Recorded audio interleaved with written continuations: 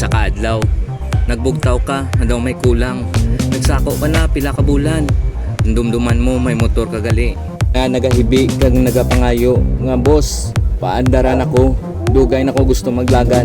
Siyempre ikaw man ginpadamgos ang imo nga motor. Ari na isaksakta ang yabi. Ikikon-kikon ta ka para magdanlog ang imo nga mga asayte. Batyagan mo nga gayom na sa kagion ta ang iyang yabihan. Battery pa nga bilin, buot silingon, pwede ka pa kaandar.